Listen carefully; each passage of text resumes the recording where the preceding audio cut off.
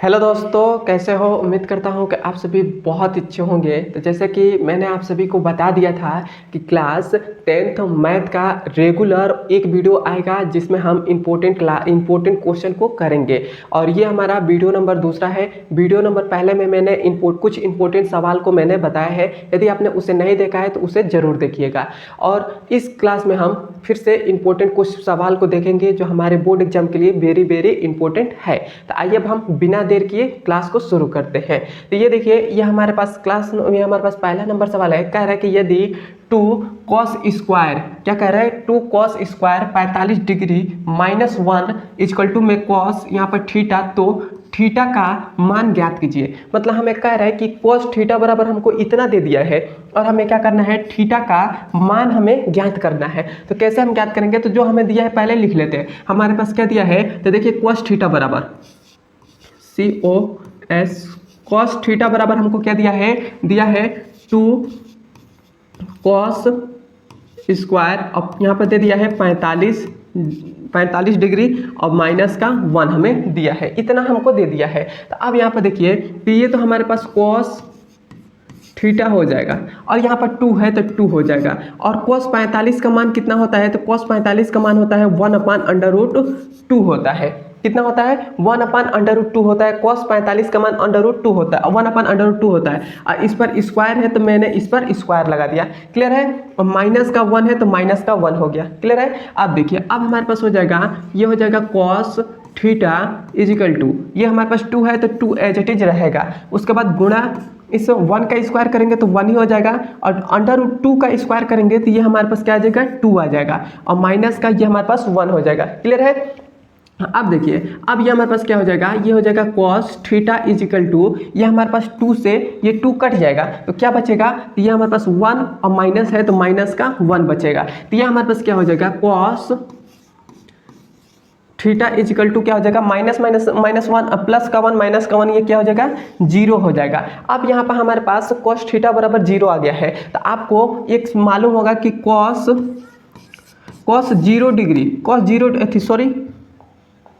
0 degree का मान कितना होता है, cos 0 डिग्री 90 मतलब cos 0 किसका मान होता है, 90 अंश का मान होता है। तो यहाँ पर हम क्या करेंगे, यहाँ पर हमारे पास ये जो 0 आया है ये किसका मान होता है, तो यहाँ पर हम एक लाइन खींचकर, तो हमारे पास ये cos थीटा है तो cos थीटा लिखा गया, और ये जो 0 है ये किसका मान होता है, तो cos 90 का मान होता है। तो यहाँ पर क्या हो जाएगा, cos 90, क्योंकि cos 90 का मान क्या होता है, 0 होता है, तो वही हमने cos ले लिया। और हमने क्यों cos ही लिया, क्योंकि इधर भी cos है तो इधर भी हम cos ही लेंगे। क्लियर है। अब देखिए, cos से cos हमारा कट जाएगा, तो ये थीटा बराबर हमारे पास क्या आ जाएगा, तो थीटा बराबर हमारे पास 90 डिग्री आ जाएगा। तो हमारे पास क्या आ गया, थीटा का मान कितना आ गया, 90 आ गया, और यही हमारा थीटा का मान हो जाएगा, यही हमारा आंसर हो जाएगा। क्लियर है। यहाँ तक आपको समझ में आया तो मुझे कमेंट में जरूर बताएगा। यहाँ पर आपको थोड़ा सा कंफ्यूज होगा कि 0 के बाद क्या करें, तो 0 के बाद हमने यहाँ पर 0 किसका मान होता है, तो बस हम cos में देखेंगे कि 0 किसका मान होता है, तो 90 का मान होता है, तो हमने 90 लिया। और क्यों मैंने cos ही लिया, क्योंकि इधर भी cos था तो इधर भी हम cos लेंगे। क्लियर है। यहाँ तक आपको समझ में आया तो एक बार मुझे कमेंट में जरूर बताएगा। और अभी तक ने हमारे व्हाट्सएप चैनल को ज्वाइन नहीं किया तो ज्वाइन कर लीजिएगा, और मेरे इंस्टाग्राम को भी आप फॉलो कर लीजिएगा। सभी का लिंक इस वीडियो के डिस्क्रिप्शन में है, और इंस्टाग्राम आपको यहाँ पर आईडी दिखाई दे रहा होगा स्क्रीन पर, आप उसको फॉलो कर सकते हैं। तो अब हम चलते हैं इसके दूसरे नंबर सवाल पर। मेरे पास दूसरा नंबर सवाल है। दूसरा नंबर सवाल हमसे क्या कह रहा है, कि यदि cos a बराबर √3/2, मतलब cos a का मान हमको √3/2 दे दिया है, और हमसे कह रहा है कि sin 2a का मान ज्ञात कीजिए। मतलब हमें इसमें क्या दिया है, इसमें हमें cos a का मान हमें कितना दे दिया है, √3/2 दे दिया है, इतना हमको दिया है। और हमसे कह रहा है कि sin 2a का मान ज्ञात कीजिए। हमें इसमें कह रहा है इतना का मान ज्ञात करिए। तो सबसे पहले तो हमें ये मालूम होना चाहिए कि √3/2 किसका मान होता है cos में। तो cos में हमारे पास cos हमारे पास 30 अंश का मान होता है √3/2। तो यहाँ पर क्या हो जाएगा, cos a बराबर क्या हो जाएगा, ये किसका मान होता है, तो cos 30 अंश का मान होता है। तो ये हमारे पास हो जाएगा 30 अंश, कितना हो जाएगा, 30 डिग्री। मतलब cos 30 अंश का मान कितना होता है, √3/2 होता है, तो √3/2 हो गया इसके जगह पर। अब यहाँ पर यहाँ से cos कट जाएगा तो हमारे पास क्या बचेगा, तो हमारे पास बचेगा a बराबर, ये हमारे पास क्या हो जाएगा 30 डिग्री हो जाएगा। तो 30 डिग्री हो गया। अब हमारे पास a का मान कितना आ गया है, 30 डिग्री आ गया है। तब हम इसमें रख देते हैं, यहाँ पर हमारे पास क्या हो जाएगा sin 2, ए का मान हमारे पास कितना है 30 डिग्री है, तो यहाँ पर हो जाएगा 30 डिग्री। क्लियर है यहाँ तक। तो अब यहाँ पर देखिए साइन 30 दूना कितना हो जाएगा 60 डिग्री हो जाएगा, तो 60 डिग्री हो गया। अब यहाँ पर आप थोड़ा सा ध्यान देंगे तो साइन 60 डिग्री का मान कितना होता है, तो ये भी हमारे पास साइन 60 डिग्री का मान होता है √3/2 होता है। तो यही हमारे पास आंसर इसका हो जाएगा। साइन 60 डिग्री मतलब ये साइन इसका कितना मान आ गया, वो √3/2 आ गया, और यही हमारा आंसर हो जाएगा। क्लियर है यहाँ तक आपको समझ में आया तो एक बार मुझे कमेंट में जरूर बताइएगा। अब हम चलते हैं इसके अगले नंबर सवाल पर, और इसका अगला नंबर सवाल वेरी वेरी इंपॉर्टेंट है और आपके बोर्ड एग्जाम में 8 से 5 नंबर में पूछता है। यह हमारे पास तीसरा नंबर सवाल है। यह हमसे कह रहा है कि एक ठोस धातु के बेलन के दोनों सिरों पर अर्धगोला है, गोलाकार है। मतलब हमसे कह रहा है कि ये जो हमारे पास है, यहाँ पर थोड़ा सा आप ध्यान से समझिएगा तभी आपको ये सवाल समझ में आएगा। मैं यहाँ पर पहले ही फिगर बना दिया था, थोड़ा सा आप कंफ्यूज मत होइएगा। तो यहाँ पर देखिए, यहाँ पर क्या है हमारे पास है, यहाँ पर देखिए ये जो हमारे पास है इसको पहले हटा दे रहा हूँ। ये जो हमारे पास क्या है, एक हमारे पास क्या है धातु का बेलनाकार, ये हमारे पास केवल है। और इसके कह रहा है कि इसके दोनों सिरों पर, मतलब इस पर और इस पर, इनके दोनों सिरों पर हमारे को क्या दिया है, ये हमारे पास अर्धगोला लगा दिया गया है ऐसे। मतलब इसके दोनों सिरों पर इस प्रकार से अर्धगोला लगा दिया गया है इनके दोनों सिरों पर। तो जैसे देखिए मैंने यहाँ पर दोनों सिरों पर क्या कर दिया, अर्धगोला लगा दिया। ये हमके क्वेश्चन में कह रहा है। और उसके बाद कह रहा है कि इसकी संपूर्ण ऊंचाई, मतलब हमको क्या कह रहा है कि ये जो हमारे पास यहाँ से लेकर यहाँ तक की इसकी जो ऊंचाई है ये कितनी हमारे पास है, तो हमारे पास 19 सेमी है। तो यहाँ पर कितनी है, 19 सेमी है। क्लियर है यहाँ तक। उसके बाद कह रहा है कि बेलन का व्यास, मतलब ये जो हमारे पास बेलन का जो व्यास है, ये व्यास हमको कितना दे दिया है, तो 7 सेमी हमको दे दिया है।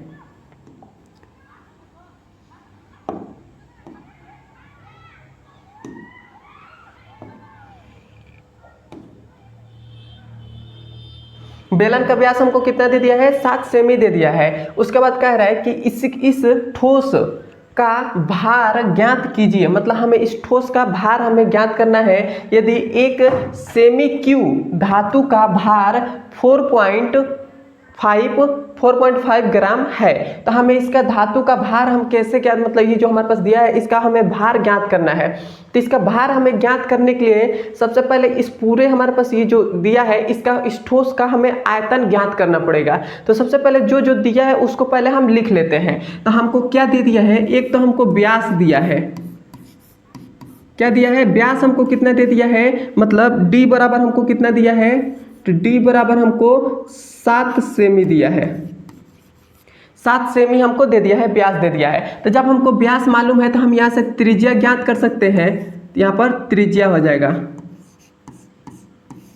त्रिज्या क्या हो जाएगा, r बराबर क्या हो जाएगा 7/2 हो जाएगा। जो भी व्यास रहता है, यदि हम त्रिज्या ज्ञात करें तो जितना भी व्यास रहता है उससे 2 से भाग कर देते हैं तो हमारे पास त्रिज्या निकल जाएगा। तो त्रिज्या क्या हो गई, 7/2 सेमी हो गए। क्लियर है यहाँ तक। और हमें क्या दिया है, इसकी ऊंचाई हमें दे दिया है, संपूर्ण पूरे का ऊंचाई दे दिया है। तब हमें क्या करना होगा, इस ठोस का पहले हम आयतन ज्ञात कर लेते हैं। तो ये जो हमारे पास पूरा ठोस है इसका पहले हम आयतन ज्ञात कर लेते हैं। तो यहाँ पर हम लिखेंगे ठोस का आयतन। ठोस का आयतन क्या हो जाएगा, तो ठोस का आयतन, तो यहाँ पर देखिए, यहाँ पर भी अर्धगोला है, यहाँ पर भी अर्धगोला है। तो 2 अर्धगोला को यदि हम मिला देते एक गोला बनेगा। तो यहाँ पर क्या हो जाएगा, एक गोले का आयतन, गोले का आयतन, एक गोले का आयतन हो जाएगा। और प्लस में ये जो हमारे पास बेलनाकार ये जो धातु है इसका हमारे पास क्या हो जाएगा, तो यहाँ पर लिख देंगे कि यहाँ पर लिखेंगे कि बेलनाकार बेलनाकार का आयतन, बेलनाकार का आयतन। तो अब हमारे पास ये देखिए, ये हमारे पास है गोले का, मतलब एक गोले का आयतन कितना होता है, तो एक गोले का आयतन हमारे पास होता है, क्या होता है 4/3 और होता है पाई आर क्यू होता है। ये हमारे पास होता है एक गोले का आयतन होता है। उसके बाद फिर से भी यहाँ पर प्लस में लिखेंगे। अब बेलनाकार का आयतन, तो बेलनाकार का आयतन क्या होता है, तो वो होता है पाई आर स्क्वायर एच होता है। ये हमारे पास होता है बेलनाकार का आयतन। क्लियर है यहाँ तक। अब हम यहाँ से इसमें हम मान रखेंगे, तो हम मान रखते हैं तो हमारे पास क्या हो जाएगा, तो हमारे पास ये जो यहाँ पर हम रखते हैं, यहाँ पे एक लाइन हम खींच लेते हैं।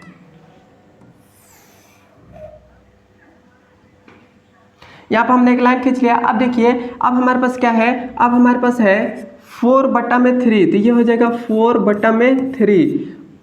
पाई का मान, यहाँ पर पाई का मान हमको 22/7 दे दिया है, यहाँ पर हमको लिखा नहीं था।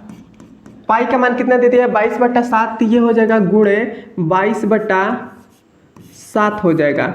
उसके बाद गुणे में आर का कितना मान दिया, आर क्यू दिया है, तो आर का मान हमारे पास 7/2 है, तो इसको हम 7/2 गुणे 7/2 गुणे 7/2 इस प्रकार 3 बार हमको दिया है, तो 3 बार हमने लिख लिया। क्लियर है। उसके बाद हमको फिर से क्या दिया है, प्लस में हमको दे दिया है, प्लस में हमको क्या दिया है, या आप क्या करिए, पहले तो इसका मान आप ज्ञात कर लीजिए, उसके बाद इसको इन दोनों को एक बार जोड़ दीजिएगा। तो पहले तो मैं इसका मान हम पहले यहाँ पर ज्ञात कर ले रहे हैं, तो ये हमारे पास कितना हो जाएगा, तो ये हमारे पास क्योंकि जगह नहीं है तो इसीलिए मैं यहाँ पर ऐसे ही ज्ञात कर रहा हूँ। तो ये हमारे पास क्या हो जाएगा, यहाँ से देखिए कटता है, 2 से ये कट जाएगा 2 बार में, और फिर से 2 से ये कट जाएगा, तो ये हमारे पास 4 खत्म हो गया। और फिर से 2 से ये 22 कटेगा तो 11 बार में कट जाएगा। तो ये हमारे पास कितना बार में कटा, तो ये हमारे पास आ गया, यहाँ पर क्या बच रहा है, यहाँ पर 1/3 बच रहा है, और गुणे यहाँ पर क्या बच रहा है 11/7 बच रहा है, तो यहाँ पर 11/7 हो गया,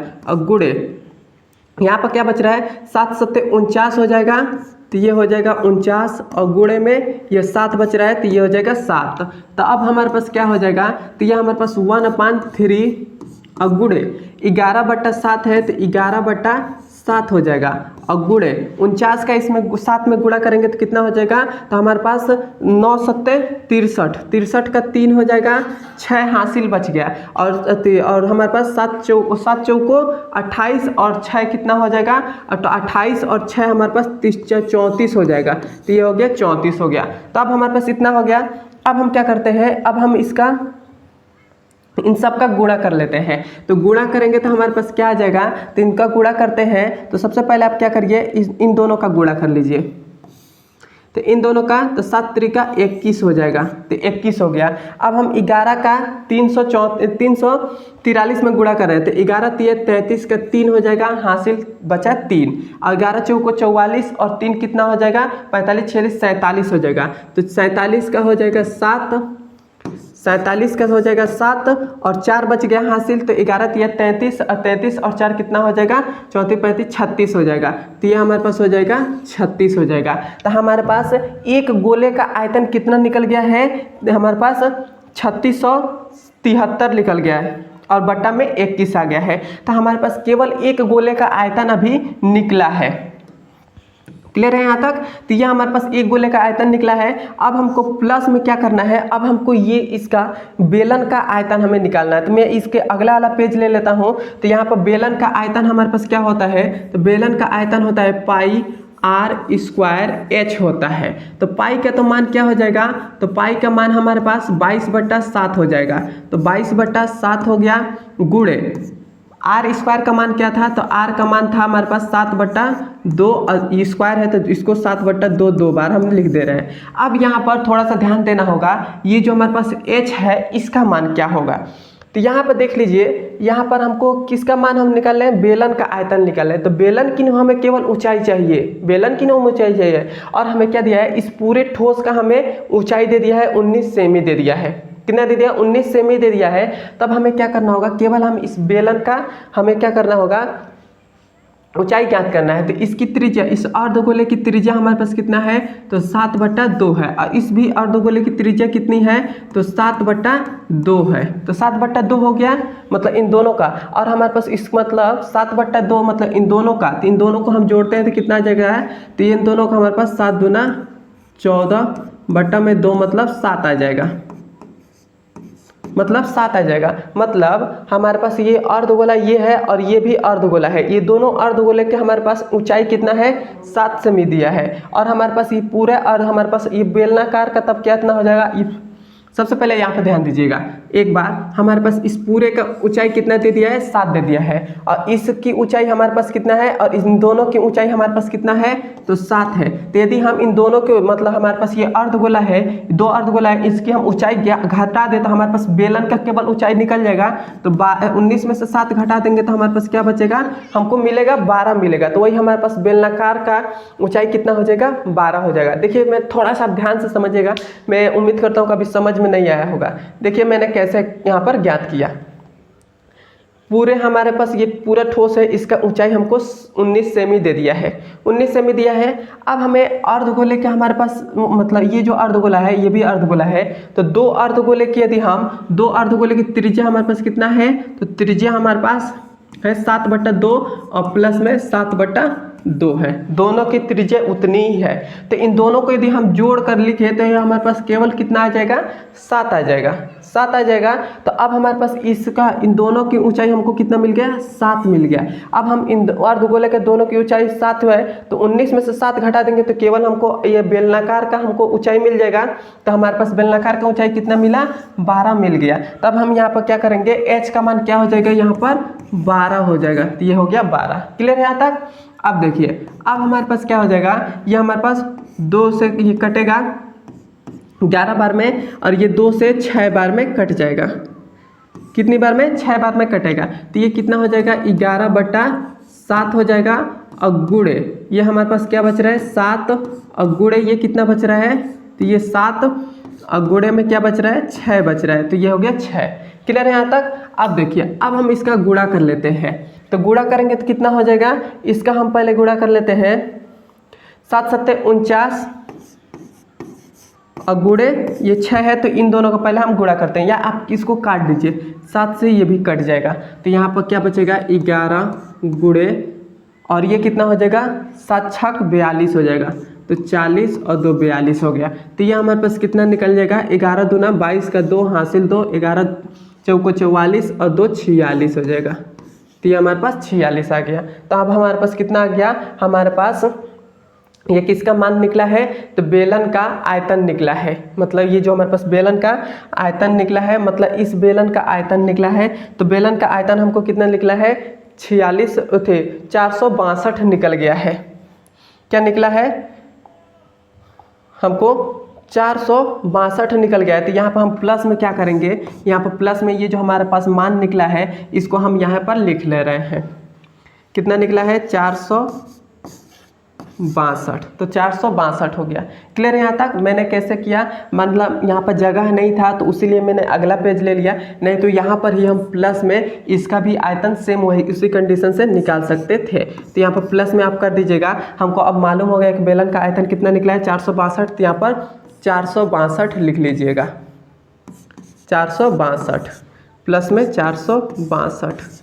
अब आप क्या करिएगा, इन दोनों का एलसीएम ले लीजिएगा। तो आप एलसीएम लेंगे तो एलसीएम हमारे पास क्या आ जाएगा, 21 एलसीएम आ जाएगा। 21 से 21 कटेगा तो ये हमारे पास कितना आ जाएगा, ये हमारे पास आ जाएगा 3673, और प्लस में क्या हो जाएगा, अब 21 से इसमें जब हम गुणा करेंगे तो ये हमारे पास कितना आ जाएगा, तो 21 से इसमें हम गुणा करते हैं तो ये हमारे पास आ जाएगा 5702 आ जाएगा। इतना हमारे पास आ जाएगा। तो जब हमारे पास इतना आ गया है तो अब हम क्या करेंगे, यहाँ पर मैं सॉल्व कर ले रहा हूँ, थोड़ा सा एक लाइन ले ले रहा हूँ।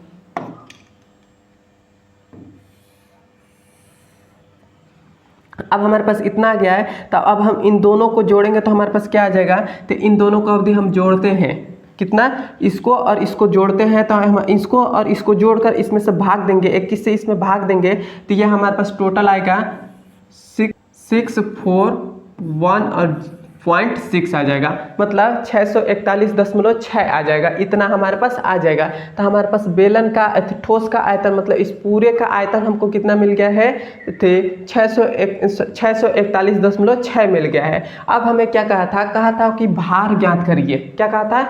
भार ज्ञात करने के लिए कहा था। तो भार बराबर क्या होता है? भार बराबर होता है आयतन। आयतन, यहाँ पर आयतन में शॉर्ट में लिख दे रहा हूँ, आयतन और प्लस में ये जो हमको धातु का ये जो 1 सेंटीक्यूब दिया था ग्राम में, इसको ले लेते हैं। मतलब भार बराबर क्या होता है? आयतन और गुणे होता है, आयतन गुणे घनत्व होता है। तो ये जो हमारे पास ग्राम दिया है, यही हमारे पास क्या है? घनत्व का मान हमें दे दिया है। तो घनत्व का मान हमको कितना दिया है? 4.5 दिया है। तो यह हमारे पास क्या हो जाएगा? तो यह हमारे पास ये आयतन हमारे पास ये कितना निकला है? ठोस का आयतन कितना निकला है? 641.6 और गुणे में हमको कितना ये हमारे पास है? तो 4.5 हमें दिया है। अब आप इन दोनों का जब गुणा करेंगे तो ये हमारे पास इन दोनों का गुणा करेंगे तो कितना आ जाएगा? तो इन दोनों का आप एक बार गुणा कर मुझे कमेंट में बता दीजिए, या मैं यहाँ पर लिख भी दे रहा हूँ। कहाँ पर लिखूँ? जगह नहीं है, यहाँ पर मैं छोटा सा लिख दे रहा हूँ। इसका इन दोनों का गुणा कर आएगा 288.7.4 आ जाएगा, 7.2 आ जाएगा। मतलब आप जब इन दोनों का गुणा करेंगे तो हमारे पास इतना ही मान आएगा। और जब हमारे पास ये मान आया है, यही हमारे पास क्या हो जाएगा? इस ठोस का हमारे पास भार हो जाएगा। मतलब इस ठोस का कितना भार आ गया है? तो हमारे पास इसका भार कितना आ गया है? 2887.2 आ गया है। और यही हमारा आंसर हो जाएगा। यहाँ पर आप लिख दीजिएगा कि भार, क्या लिखिएगा? भार। और किसका भार है? तो ठोस का भार है। ठोस का भार इतना हमारे पास आ गया, यही हमारा आंसर हो जाएगा। मैं आशा करता हूं कि आपको समझ में आ गया होगा। अब हम चलते हैं इसके अगले नंबर सवाल पर। हमारे पास चौथा नंबर सवाल है। यह हमसे कह रहा है निम्नलिखित बारंबारता बंटन एक समाज में प्रतिदिन 30 घरों में दूध का व्यय दर्शाता है। मतलब ये हमको दिया गया है और हमें इसमें क्वेश्चन में क्या कह रहा है कि इसका बहुलक ज्ञात करिए। इसका बहुलक ज्ञात करने के लिए हमें क्या करना होगा? बहुलक का सूत्र लगाना होगा। तो बहुलक ज्ञात करने का सूत्र क्या होता है? मतलब ये जो हमको जब भी ऐसा क्वेश्चन दे देगा तो हमें उसका बहुलक ज्ञात करना होगा। तो बहुलक बराबर क्या होता है? यहाँ पर मैं लिख दे रहा हूँ, बहुलक बराबर क्या होता है? तो बहुलक बराबर होता है L प्लस में, और यहाँ पर ब्रैकेट में हमारे पास होता है, ब्रैकेट में हमारे पास हो जाता है F1 प्लस माइनस का F0, और बटा में हमारे पास होता है 2F1 और माइनस का F0 और माइनस का F2, और यहाँ पर ब्रैकेट और गुणे में हमको क्या मिलता है? H मिलता है। तो ये हमारे पास बहुलक ज्ञात करने का सूत्र होता है। इतना हो गया। अब देखिए, अब हमारे पास इसमें L का मान हमें चाहिए, F1 का मान चाहिए, F0 का मान चाहिए, और F2 का मान और H का मान हमें चाहिए। तो हमें इसमें सबसे पहले ये जो हमको दिया गया है, ये हमारे पास बारंबारता दिया गया है, इसमें सबसे पहले F0 का मान पहले हम ज्ञात करते हैं। तो सबसे पहले F0 का मान हम कैसे ज्ञात करेंगे? तो F0 का मान हमें ज्ञात करने के लिए जो हमारे पास क्या है? F1 का पहले मान ज्ञात करते हैं। तो ये जो हमारे पास नीचे दिया गया है बारंबारता, ये जो हमें दिया गया है, ये जो हमारे पास 5 है, 6 है, 9 है और 6 है, 4 है। तो इसमें सबसे अधिक संख्या देख लीजिए कौन है। तो सबसे अधिक संख्या कौन सा है? 9 है। तो हमारे पास इसमें बारंबारता हमारे पास सबसे अधिक कौन सा है? 9 है। तो ये हमारे पास क्या हो जाएगा? ये हमारे पास F1 का मान हो जाएगा। किसका मान हो जाएगा? F1 का मान हो जाएगा। और इसके F1 ये हमारे पास है, तो इसके पीछे क्या हो जाएगा? F0 का मान हो जाएगा। तो ये हमारे पास क्या हो जाएगा? F0 का मान हो जाएगा। और F1 के आगे क्या हो जाएगा? F2 का मान हो जाएगा। तो ये हो जाएगा F2 का मान। मैं आशा करता हूँ कि F1, F0, F2 का मान समझ में आया होगा कैसे मैंने निकाला। तो F1 और F0 का कैसे मान निकालेंगे? तो जो भी हमें बारंबारता दिया गया है, तो नीचे हमारे पास बारंबारता दिया गया है, तो इस बारंबारता में सबसे अधिक संख्या देख लीजिए कौन है। सबसे अधिक संख्या ये हमारे पास है 9। तो ये जो हमारे पास होगा ये F1 का मान होगा। इसके जस्ट पीछे F0 का मान हो जाएगा, और इसके जस्ट आगे F2 का मान हो जाएगा। और इसके जस्ट ऊपर, इसके मतलब जो हमारे पास अधिक बारंबारता है, इसके जस्ट ऊपर जो हमारे पास ये 2 हमारे पास दिया है, तो इसमें का ये पहले वाला हमारे पास क्या हो जाएगा? L का मान हो जाएगा। किसका मान हो जाएगा? L का मान हो जाएगा। क्लियर है यहाँ तक? और उसके बाद अब हमारे पास h का मान हम कैसे ज्ञात करेंगे। तो ये जो हमारे पास दिया गया है 0 से 30, 30 से 60 और 60 से 90 और क्या है 90 से 120, 120 से 150।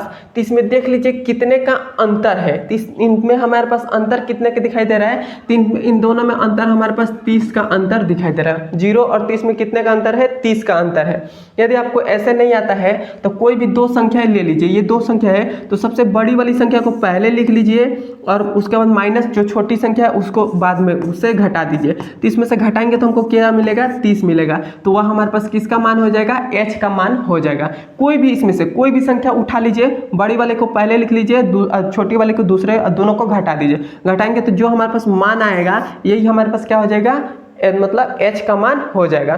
तब हमारे पास h का मान भी आ गया है। तो जब हमारे पास सबका मान आ गया है तब हम इस सूत्र में रखते हैं तो हमारे पास क्या रखा हो जाएगा, l का मान हमारे पास क्या है, 60 आया है। तो ये हो जाएगा 60, ठीक है। उसके बाद प्लस है तो प्लस हो गया। उसके बाद ये f1 का मान कितना है, 9 है। तो ये हो जाएगा 9 माइनस f0 का मान कितना है, तो 6 है। तो 6 हो जाएगा और बटा में 2f1 है तो 2f1 का मान हमारे पास कितना हो जाएगा, f1 का मान 9 हो जाएगा। तो ये हमारे पास हो जाएगा गुणे 9। उसके बाद माइनस है तो माइनस हो गया। f0 का मान क्या हो जाएगा, 6 हो जाएगा। तो ये हो जाएगा 6। उसके बाद माइनस, उसके बाद f2 का मान कितना है, तो f2 का मान 6 है। तो ये हो जाएगा 6 हो जाएगा। अब फिर से गुणे में हमको क्या है, h है। h का मान कितना है, 30 है। तो ये हो जाएगा 30। क्लियर है यहाँ तक। अब देखिए, अब हम इसके आगे थोड़ा सा सॉल्व करते हैं। तो ये हमारे पास हो जाएगा 60 है तो 60 एज इट इज रहेगा।